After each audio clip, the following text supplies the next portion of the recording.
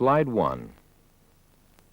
This slide tape is the first in a series of presentations in acid-base physiology prepared by the American Physiological Society. 2.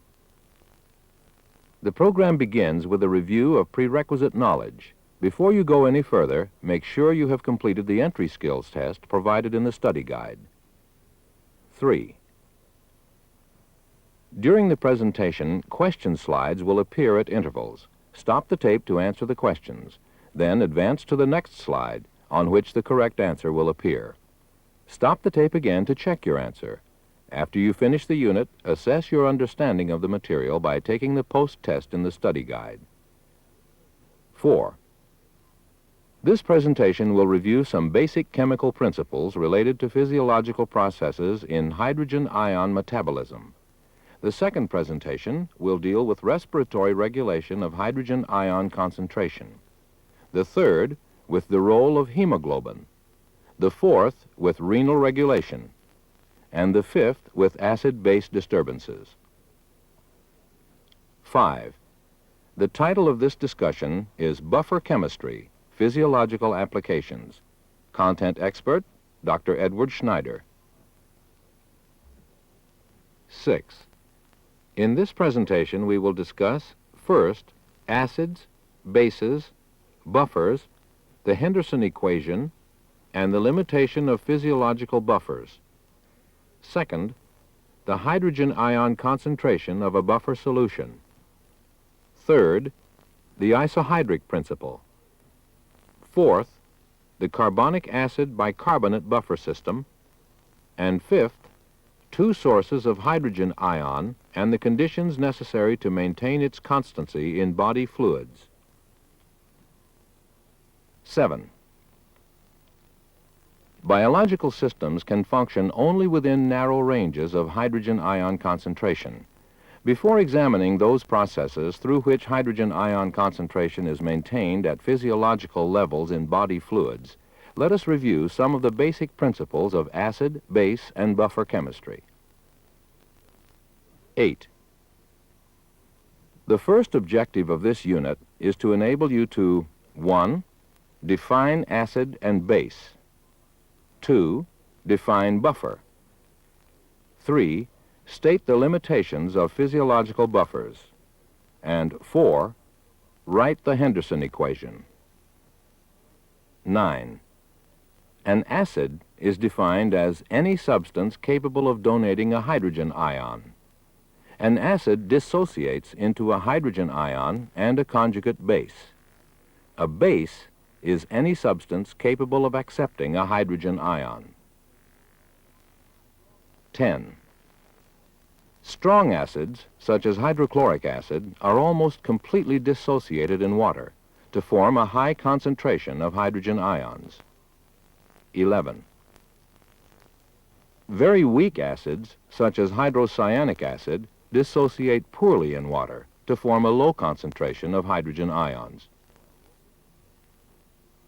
12. Between these extremes is a spectrum of acids and their conjugate bases, which are called buffers. These acid-base pairs prevent large changes in the hydrogen ion concentration of a solution following the addition of strong acids or bases, a property which has important physiological consequences. 13. It should be emphasized that the buffers of the body simply prevent large changes in the hydrogen ion concentration. They do not eliminate the excess acids or bases which are being constantly introduced into the body fluids. 14. When an acid dissociates into a hydrogen ion and a base, the product of the concentration of the hydrogen ion, H+, and of the base, A-, divided by the concentration of the undissociated acid, HA, is equal to a constant, K, called the dissociation constant. 15. The factors in this statement of the ratio can be rearranged. In this form, the equation is known as the Henderson equation and indicates the important determinants of the hydrogen ion concentration of a solution. 16. An alternate conventional expression for hydrogen ion concentration is pH, the negative logarithm of the hydrogen ion concentration. This allows an enormous range of concentrations to be specified by simple numbers. 17. The Henderson equation, expressed in terms of logarithms, is known as the Henderson-Hasselbalch equation. Both equations are used in discussing acid-base relationships. We have chosen to use the Henderson equation and to express concentrations in milliequivalents or nanoequivalents per liter. 18. Remember to stop the tape to answer questions and to check your answers. 19. 20. As your second objective, you should be able to 1. Given values for acid, base, and the constant K, calculate the hydrogen ion concentration of a buffer solution before and after the addition of a strong acid. 2. State the hydrogen ion concentration of a solution of sodium chloride after adding a strong acid. 21. A solution containing the monophosphate-diphosphate pair is an excellent buffer. The buffering process can be examined by analyzing the hydrogen ion concentration before and after adding a strong acid to a solution containing this pair. 22. Starting with a concentration of 0.125 milliequivalents per liter of monobasic phosphate, or acid, and 25 milliequivalents per liter of dibasic phosphate, or base, and given the value for the dissociation constant 300 nanoequivalents per liter, the hydrogen ion concentration at equilibrium can be calculated by using the Henderson equation. It is found to be 1.5 nanoequivalents per liter. 23. The change in hydrogen ion concentration following the addition of a strong acid can be calculated and plotted.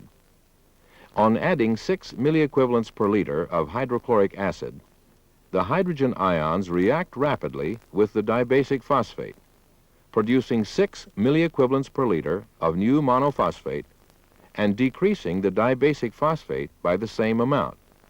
That is, from 25 milliequivalents per liter to 19 milliequivalents per liter. The hydrogen ion concentration of the solution is only 97 nanoequivalents per liter, in spite of the fact that 6 million nanoequivalents of hydrogen ion have been added. 24. The addition of another 6 milliequivalents per liter of hydrochloric acid further increases the monophosphate from 6.125 to 12.125 milliequivalents per liter and decreases the concentration of dibasic phosphate from 19 to 13 milliequivalents per liter. The new hydrogen ion concentration is 279 nanoequivalents per liter, although a total of 12 million nanoequivalents of hydrogen ion have now been added to the solution. 25. Further amounts of acid can be added, and the results calculated and plotted. When the dibasic phosphate is almost exhausted, further addition of hydrochloric acid increases the concentration of hydrogen ion in the solution very rapidly. Notice the less than threefold increase between 279 and 777 nanoequivalents per liter, and the more than ninefold increase between the last 2 points. 26. In contrast, a solution of sodium chloride exhibits virtually no buffering capability. The addition of 1 milliequivalent per liter of hydrochloric acid produces a hydrogen ion concentration of approximately 1 milliequivalent per liter, or 1 million nanoequivalents per liter. 27. 28. 29. As the third objective, you should be able to 1. State the change in a solution containing several buffers following a change in the acid-base ratio of one of the buffers. 2. Indicate the change in concentration of hydrogen ion and bicarbonate when carbonic acid is added to a buffering system. 30. When more than one buffer is present, the hydrogen ions are distributed among all the acid-base pairs. It follows that any change in the ratio of one pair is associated with changes in the ratio of all pairs. This is referred to as the isohydric principle. This principle operates to maintain hydrogen ion concentration within narrow limits by interrelating each of the buffer systems. 31. There are two major buffer systems present within the body. One consists of the vast amount of cellular proteins whose various titratable groups have a great buffering capacity. The other is the carbonic acid bicarbonate system, which is the primary buffer of the extracellular fluid compartment. 32. To appreciate the interactions which occur between these two buffer systems, let us compare an individual who has both buffer systems with a theoretical one who has only the carbonic acid bicarbonate system. 33. Given that both the normal and theoretical individual have a carbonic acid concentration of 1.2 milliequivalents per liter and a plasma bicarbonate concentration of 24 milliequivalents per liter, and that the dissociation constant for this system is 800 nanoequivalents per liter, the arterial hydrogen ion concentration would be 40 nanoequivalents per liter in both individuals. 34. If the carbonic acid concentration in the theoretical individual is increased from 1.2 to 2.4 milliequivalents per liter, there is an increase in the acid-to-base ratio, but there is little or no detectable change in the bicarbonate concentration. This hydrogen ion concentration can be calculated and would be 80 nanoequivalents per liter. 35. In contrast, increasing the carbonic acid concentration from 1.2 milliequivalents per liter to 2.4 milliequivalents per liter in a normal individual results in a measured hydrogen ion concentration of only 68 nanoequivalents per liter. The bicarbonate concentration is calculated to be 28.3 milliequivalents per liter. Thus, in individuals with normal buffer systems, there is an increase in the bicarbonate concentration. 36. To understand the reason behind the increase in plasma bicarbonate concentration, we need only to examine the isohydric principle. As the added carbonic acid dissociates into hydrogen ions and bicarbonate ions, the increase in hydrogen ions is associated with simultaneous increases in the acid-to-base ratio for both the cellular proteins and carbonic acid bicarbonate buffer system. 37. The increase in the acid-to-base ratio for the cellular proteins was produced by hydrogen ions from the added carbonic acid reacting with cellular protein bases, producing protein acids. 38.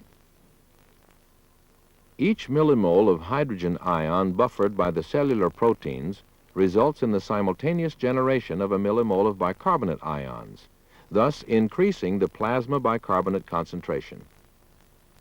39. The system will come into equilibrium when both the carbonic acid bicarbonate and protein buffer systems are in equilibrium with the hydrogen ion concentration. 40. Although both cellular proteins and the extracellular carbonic acid bicarbonate buffer are present in large amounts in the body, the carbonic acid bicarbonate buffer system is unique.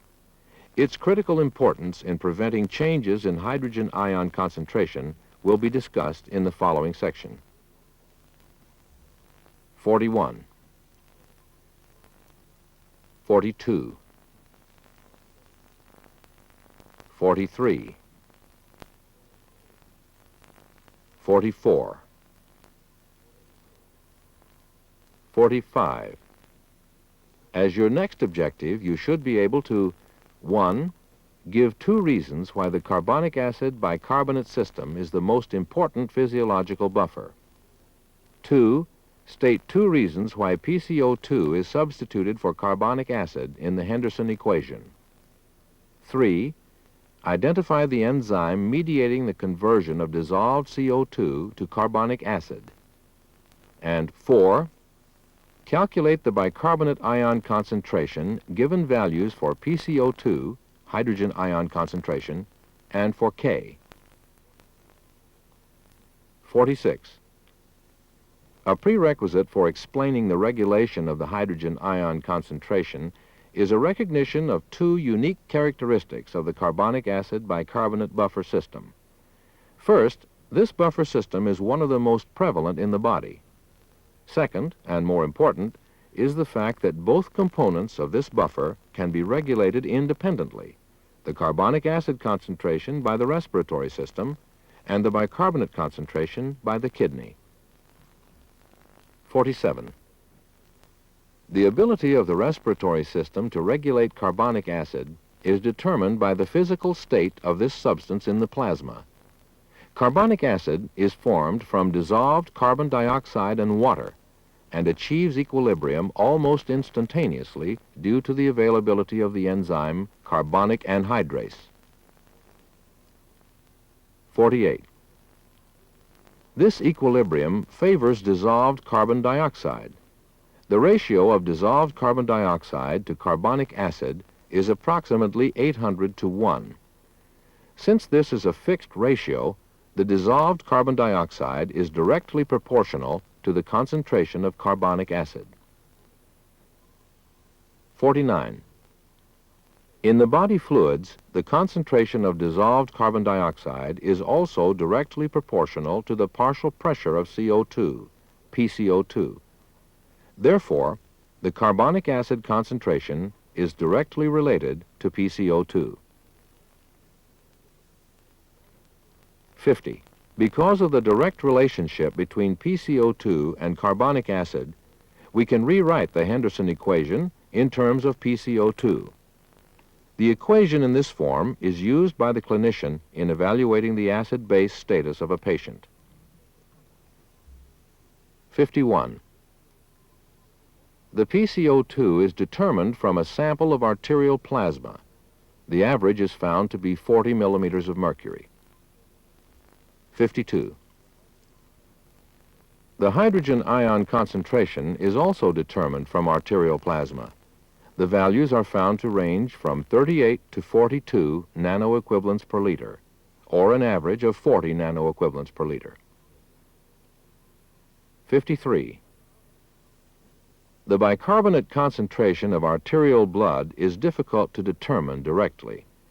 By determining the hydrogen ion concentration and the partial pressure of CO2 in the plasma, both of which can be easily measured, and knowing the value of the dissociation constant, the bicarbonate ion concentration can be calculated. 54. 55. 56. 57. 58. As your last objective, you should be able to 1. State the condition necessary to maintain a constant hydrogen ion concentration in body fluids, and 2. List 2 sources which contribute hydrogen ion to the body, and state the process by which these ions are introduced into the body. 59. In order to maintain a constant hydrogen ion concentration in body fluids, the output of CO2 and of hydrogen ion must be equal to the input of each.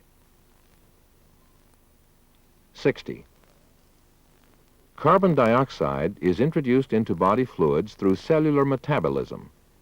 Under basal conditions in a normal individual, energy metabolism produces approximately 20,000 millimoles of CO2 per day. 61. This CO2 input influences the partial pressure of CO2 in arterial blood and, consequently, the concentration of carbonic acid. Changes in hydrogen ion concentration are minimized by the buffer systems of the body.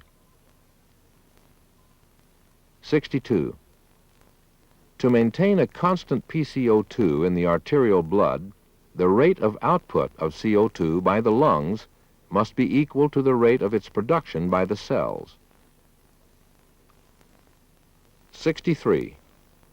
Hydrogen ions from sources other than carbon dioxide production normally gain access to body fluids by the conversion of neutral precursors into strong acids. 64. These acids are either end products of cellular metabolism, such as phosphoric acid and sulfuric acid, or intermediate products of cellular metabolism, such as lactic acid and beta-hydroxybutyric acid. 65. The hydrogen ions introduced into body fluids by the strong acids are immediately sequestered by the available buffers, allowing large quantities of acids to pass into the body fluids with minimal changes in hydrogen ion concentration. 66. To maintain a constant hydrogen ion concentration in body fluids, the output of acid by the kidney must be equal to the daily production of strong acids. Further, the daily output of acids is accompanied by the generation of bicarbonate ions. The mechanism of bicarbonate regeneration will be discussed in Unit 4 of this series. 67.